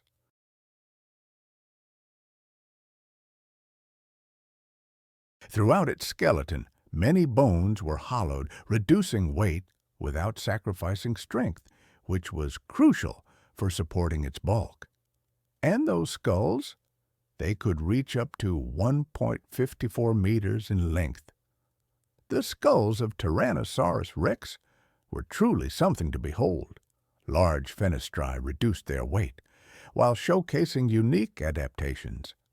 I'm thinking of an extremely wide rear and a snout that was surprisingly narrow. These features and exceptional binocular vision. The skulls themselves were composed of massive yet fused bones with pneumatized components. All of this contributed to the tyrannosaurid trend of a powerful bite, far surpassing that of non-tyrannosaurids. That upper jaw, with its U-shaped tip, allowed for the extraction of more tissue and bone with each bite, even though it heightened stress on the front teeth. And those teeth! The ones in the upper jaw exhibited prominent ridges and tips that curled backward, almost like cutting tools. A very distinct heterodonty indeed. The remaining teeth, robust and spaced, resembled lethal bananas.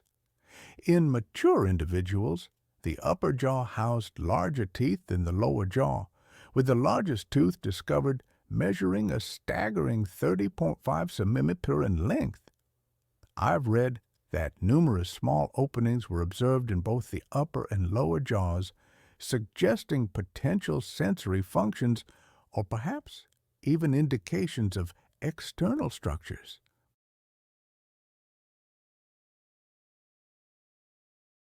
Despite the Tyrannosaurus rex's reputation for its massive jaws and teeth, I find it impossible to overlook its disproportionately small arms. For a long time, many assumed they were useless vestiges. But some speculation indicates those small arms were not useless remains, but deadly weapons used in hand-to-hand combat. Paleontologist Stephen Stanley, I recall, proposed that they were used as lethal weapons. With a length of just 3 feet, they had crescent-shaped claws that were sharpened to a razor edge, capable of causing deadly injuries to unsuspecting prey. I try to picture the moment when the T-Rex advances toward its target, its huge head hanging above, while its strong front limbs make rapid slashing movements, cutting through tissue and muscles with frightening accuracy. This paints a very different picture of how the T-Rex hunted, showing its skill in quickly and effectively immobilizing its prey. Once thought to be useless structures, like wisdom teeth in humans or wings in flightless birds, the T-Rex's arms are now recognized as crucial weapons in its hunting tactics, adding to the fear of this prehistoric dominant predator. I always found the portrayal of Tyrannosaurus rex in the Jurassic Park movies, emphasizing its poor eyesight, a bit simplistic. Characters often evaded its notice by remaining still. However, recent scientific findings suggest otherwise.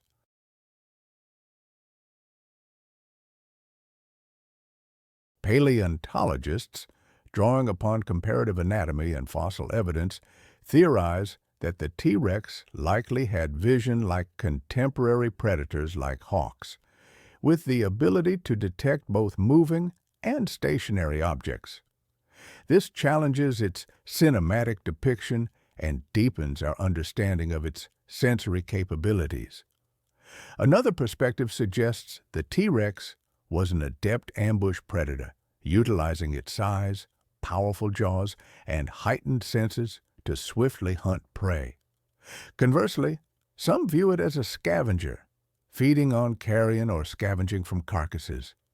These differing views underscore the complexity of the T-Rex's behavior and ecological role, fueling ongoing debates among researchers. Along with its extraordinary eyesight, the Tyrannosaurus rex possessed a remarkable sense of smell, akin to vultures today. This keen olfactory ability allowed it to spot objects up to 6 kilometers away under ideal conditions. In addition to its sharp senses, the T-Rex excelled at hunting due to its quick speed. Able to detect prey from a distance, it could pursue its targets at speeds reaching 25 mph, a pace comparable to the world record sprinting speed of Usain Bolt. I can almost imagine wandering in a primeval environment, trying to navigate back to safety with the noises of the woods echoing in the background. Suddenly, a tremendous noise halts you in your tracks. The Tyrannosaurus rex is approaching, causing your heart to race.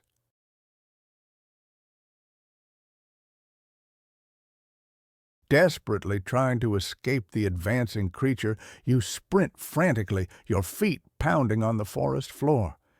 Yet, you feel the earth tremble under your feet as the T-Rex closes in. Glancing back, you see its massive silhouette with gleaming sharp teeth under the sun's rays. Realizing to no escape, the T-Rex's jaws close on you with incredible force. 50 to 60 teeth, each as big as a banana, pierce your skin simultaneously, sending waves of agony through your body. In that horrifying moment, you experience the true terror of being hunted by the most formidable predator to ever roam the earth. The feeding and diet of the Tyrannosaurus rex were integral to its dominance as a top predator during the late Cretaceous period.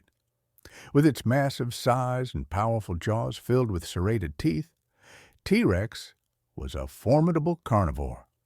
Its diet primarily consisted of large herbivorous dinosaurs, such as Triceratops and Ankylosaurus, which were among the toughest dinosaurs of their time and were preyed upon by T-Rex. Additionally, at times, T-Rex would also prey upon other large carnivorous dinosaurs, showcasing its fearsome predatory prowess. For example, it's believed that T-Rex may have occasionally targeted individuals of its own kind or even formidable predators, demonstrating the sheer dominance and terror of this apex predator. The Tyrannosaurus rex had a significant impact on its surroundings beyond its role as an efficient hunter.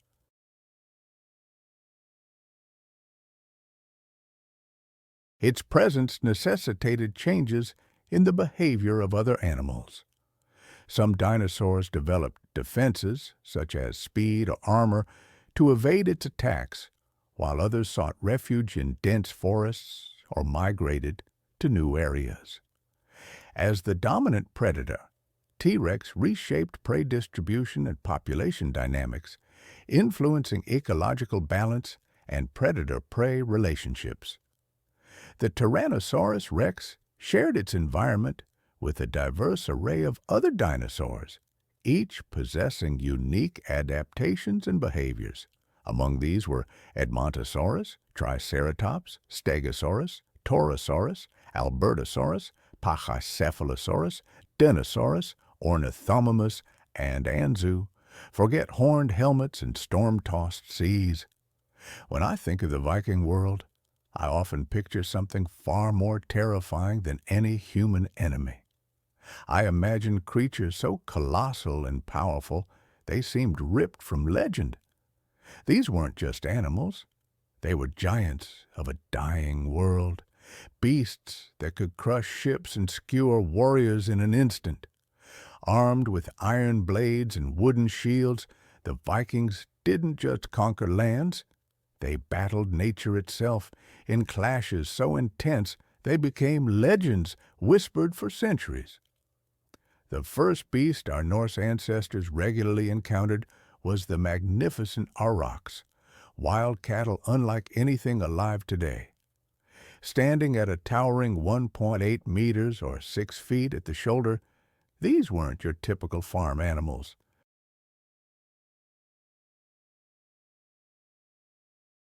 A full-grown aurochs bull could weigh up to 1,000 kilograms or 2,200 pounds, with a muscular frame that dwarfed even the largest modern cattle breeds.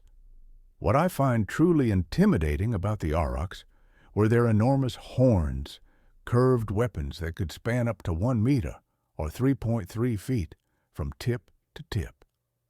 These weren't defensive tools. They were perfectly designed killing instruments.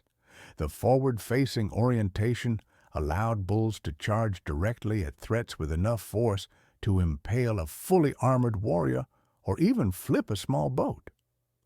Archaeological evidence suggests that aurochs' horns were often kept as trophies after successful hunts, becoming drinking vessels for the most prestigious Viking warriors. The relationship between Vikings and aurochs was more than just survival. It was woven into their very culture, leaving a mark on Norse art, symbolism, and even the warrior mindset. Hunting these beasts was a true test of courage for young Norse warriors. Unlike modern hunting, where distance and firearms provide safety, Viking hunters had to approach within spear-throwing range, close enough to smell the animal's breath. A charging aurochs could reach speeds of 35 kilometers per hour or 22 miles per hour, leaving hunters with mere seconds to make their throw or face the consequences.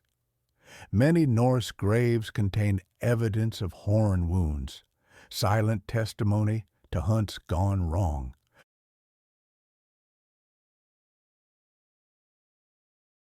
By the Viking Age, aurochs populations were already declining across Europe due to habitat loss and hunting preyers.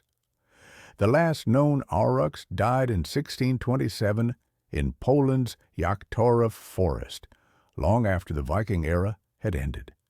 But the land wasn't the only domain where Vikings encountered magnificent creatures that have since vanished.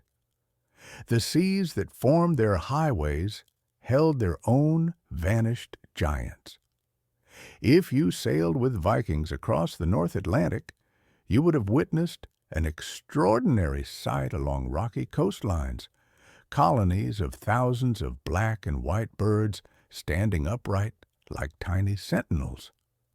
The great auk, often called the original penguin, bore a striking resemblance to its southern hemisphere counterparts, despite having no direct relation.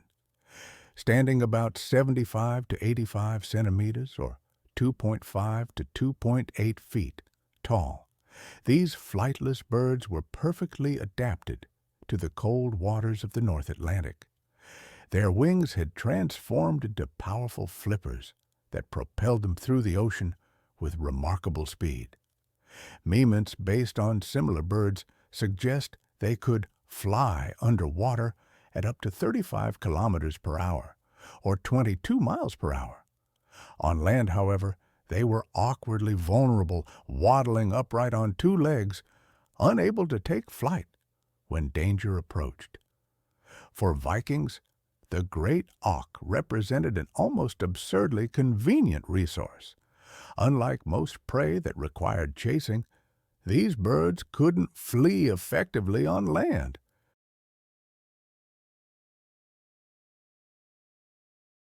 Norse seafarers could simply walk among nesting colonies and select their victims.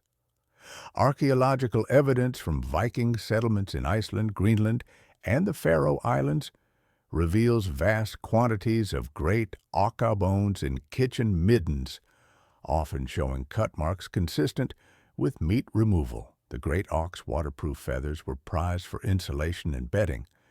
Its fat provided lamp oil, and its beaks became decorative items.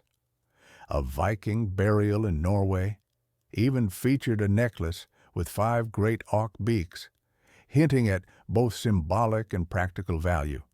Ironically, the bird's marine adaptations made it vulnerable, breeding only on a few remote islands, laying a single egg on rocky ground. By the Viking Age, human hunting had already forced some colonies to vanish. The great auk's final extinction didn't occur until 1844, when the last confirmed pair was killed on the island of Elde, off Iceland. A sad epilogue to a relationship that began when the first Norse ships reached their breeding grounds. The birds that had once numbered in the millions, forming colonies so vast they darkened shorelines, vanished because they had no natural defense against human predation. While Vikings ventured across vast oceans, the forests that surrounded their settlements held creatures just as remarkable and far more dangerous. Among these was a distinct forest giant that many researchers now believe represented a specialized hybrid population, the European forest elk, or skogselg.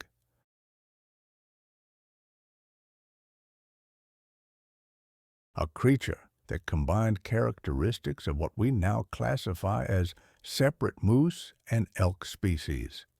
Standing up to 2.1 meters or 7 feet at the shoulder with magnificent palmate antlers spanning up to 1.8 meters or 6 feet across, these forest giants were truly imposing.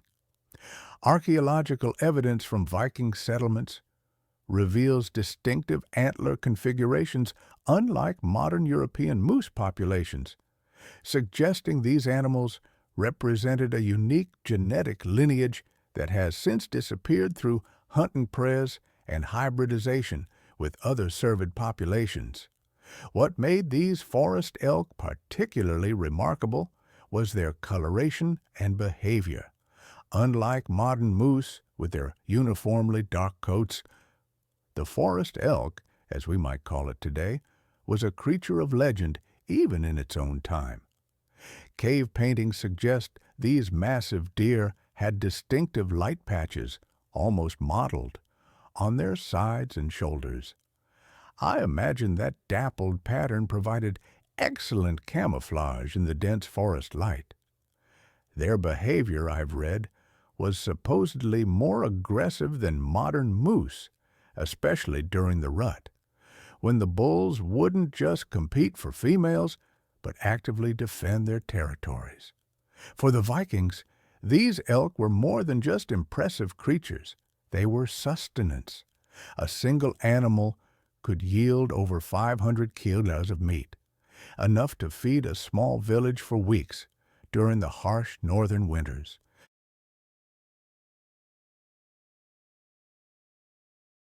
Their hides were tougher than cattle leather, prized for shields, boats, and winter clothing. And the antlers? Craftsmen transformed them into tools, weapons, and even drinking horns fit for jarls and kings. But by the late Viking Age, these elk populations were already in decline. The combination of intensive hunting and forest clearing fragmented their habitat. Encounters became rare, with medieval sources describing them as creatures of the remote wilderness. But these forest giants weren't the only creatures shaping Viking survival. Deep within Scandinavia's icy rivers swam another unexpected powerhouse, one just as valuable and equally dangerous, the gray whale. Today, spotting a whale feels like a rare and wondrous sight. But for Viking sailors, such encounters often turned into high-stakes battles. Gray whales were a valuable prize, offering meat, oil, and bone. But hunting them meant rowing dangerously close, where a single thrash of the whale's tail could shatter a long ship. Unlike most whale species inhabiting northern seas today, the Atlantic gray whale population was driven to complete extinction by the 18th century. During the Viking Age, however, these marine mammals were abundant, particularly in coastal waters. They reached lengths of 14 to 15 meters, comparable to modern gray whales in the Pacific, and weighed up to 36 tons, roughly the size of a Viking longship.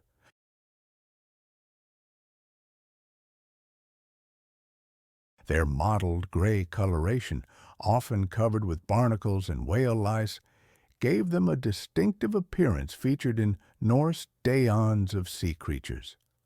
What made gray whales unique was their feeding strategy.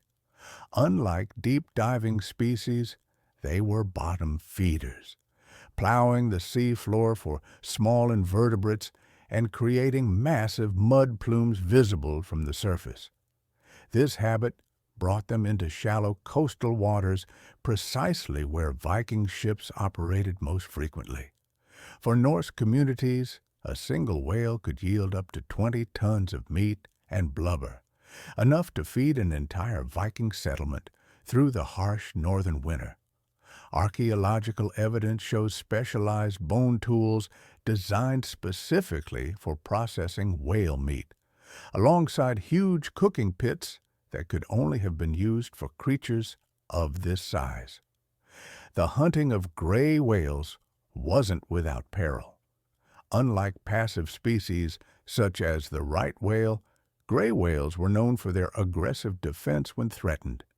They would often charge attacking boats, using their massive flukes to smash wooden vessels to splinters. Norse sagas contain accounts of whaling expeditions ending in disaster when cornered whales fought back, earning them the nickname devil fish among later whalers. What made Atlantic gray whales particularly vulnerable to hunting was their predictable migration patterns and coastal breeding grounds.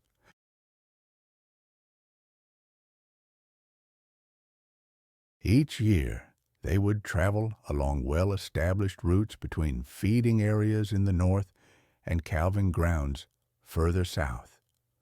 Vikings, with their intimate knowledge of coastal geography, could anticipate these movements and set up ambush points where the whales would be channeled through narrow passages. By the late Viking Age, gray whale populations were already showing signs of depletion in areas of heaviest Norse settlement. The combination of increased whaling efficiency and the species' low reproductive rate set the stage for their eventual disappearance from Atlantic waters. But while Vikings battled colossal whales at sea, their struggles didn't end once they reached dry land. For the forests of Britain were home to predators just as fierce and far less predictable. In the late 8th century, when Viking longships first landed on the shores of Britain and Ireland, they entered territories where another formidable predator had long reigned supreme, the British wolf. These wolves, genetically distinct from their Scandinavian cousins, had dominated the British Isles for thousands of years before Norse settlers arrived to carve out new kingdoms.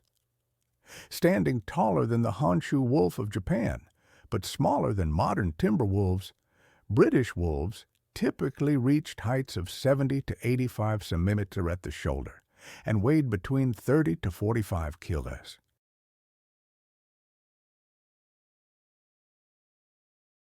Their thick, often gray-brown coats were adapted to the damp conditions of the British Isles, with distinctive white markings frequently appearing on their chests, a feature noted in several Viking-era daons.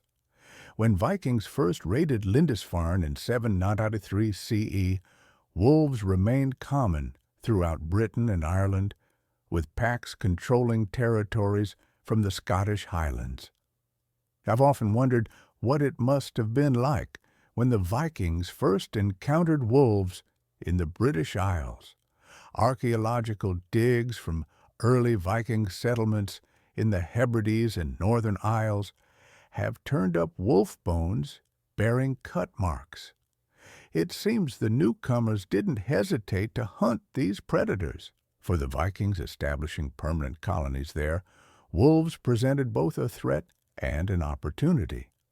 Wolves certainly posed a danger to livestock, especially sheep, which were so vital to the Norse economy in places like the Orkneys and Hebrides. This made them natural enemies of the settlers. Yet Viking warriors also held a certain respect for these predators, admiring their hunting skills and pack coordination, qualities they themselves valued in battle. This complex relationship is reflected in Norse place names that still exist across former Viking territories in Britain. Places like Ulvadale or Wolf Valley in Cumbria and Wolf Hill in Perthshire mark areas where Norse settlers frequently encountered these animals.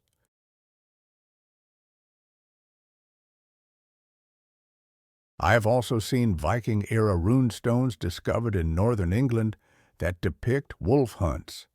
These suggest that these dangerous pursuits held ceremonial significance for warriors proving their prowess in new lands. British wolves even found their way into Viking folklore. As Norse settlers integrated with local populations, they adopted and transformed Celtic wolf myths into their own traditions. The connection between wolf and warrior strengthened, with berserkers sometimes described wearing wolf pelts instead of bear skins. Sadly, the fate of British wolves wasn't ultimately decided by the Vikings, but by their descendants. As Norse settlements evolved into medieval kingdoms, systematic wolf extermination became the official policy. The process, which began during the Viking Age, accelerated afterward. The last wolves in England were gone by the 15th century, and Scotland's final wolves hung on until the 17th century. Ireland's last wolf was reportedly killed in 1786. It marked the end of a predator lineage that had witnessed everything from the first Celtic settlers to the Viking invasions and beyond. Another animal they encountered seemed like a relic from a more primeval age, the Atlantic and Baltic sturgeons, armored leviathans that lurked beneath the rivers and coastal waters of northern Europe.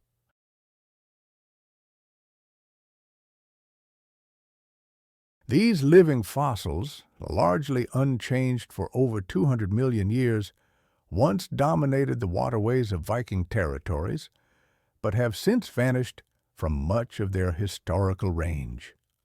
The Baltic sturgeon, in particular, reached truly massive sizes, with females growing up to 10 feet in length and weighing over 660 pounds. Their prehistoric appearance, with bony plates called scutes arranged in 5 rows along their bodies instead of scales, made them unmistakable among European fish species. Most distinctive was their elongated armor-plated snout, with a vacuum-like mouth underneath, perfectly designed for sucking up mollusks and crustaceans from river and sea floors.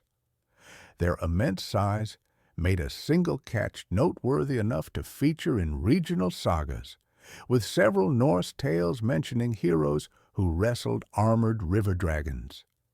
And archaeological evidence from Viking settlements reveals specialized sturgeon spears with detachable heads designed to penetrate the fish's armored exterior, a testament to how important these catches were to Viking fishermen. Beyond their meat, sturgeons offered multiple valuable resources. Their swim bladders were processed into isinglass, used for clarifying beer and wine, as well as for making a powerful adhesive. Their cartilaginous skeletons, when boiled, produced a gelatin used in Viking medicine for joint ailments. Most prized was sturgeon roe, or caviar, which became a delicacy reserved for earls and kings.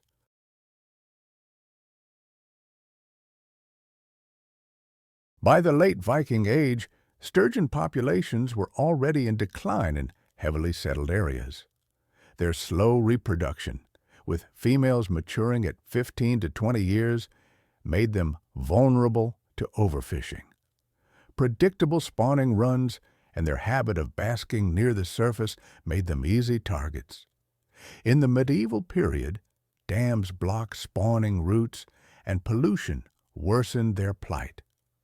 By the 18th century, Baltic sturgeon had grown so rare that Scandinavian monarchs claimed them as royal property, a protection that came too late to save them. But as Vikings turned their sights inland, the armored giants of the rivers gave way to shaggy titans of the forest, massive beasts that carved their own trails through the dense woodlands. The European bison and its forest-dwelling cousin, the wisent.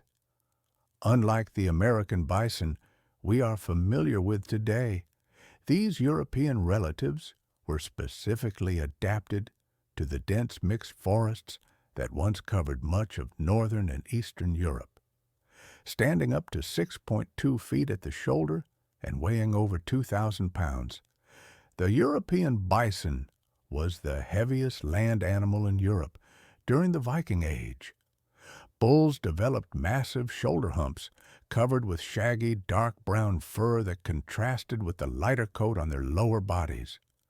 Their distinctive curved horns, though shorter than those of the aurochs, were equally dangerous when the animal charged.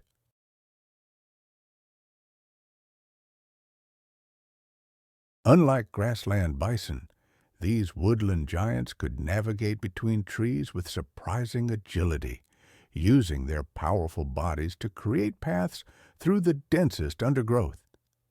These natural trails, maintained over generations of use, became known to Vikings as bison roads, reliable routes through otherwise impenetrable forests that human travelers would follow.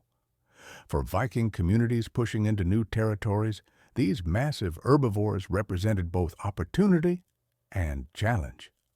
A successful bison hunt could provide meat for an entire village for weeks, along with hides thick enough to stop arrows, making them prized material for shields and winter clothing. The distinctive hump contained concentrated fat reserves that produced high-quality oil for lamps and waterproofing. However, hunting these forest behemoths was extraordinarily dangerous. Unlike deer or smaller game, wounded bison would typically, the Vikings faced down animals so formidable that a single charge could obliterate an entire hunting party. Imagine that raw power, the speed of 40 kilometers an hour tearing through dense woodland. I can almost feel the earth shaking. These weren't mythical beasts, but enraged bulls of the European bison, a creature that barely escaped complete extinction. By the late Viking age, their numbers were dwindling, pushed into isolated pockets by hunting and deforestation. Unlike the aurochs, the European bison clung to existence.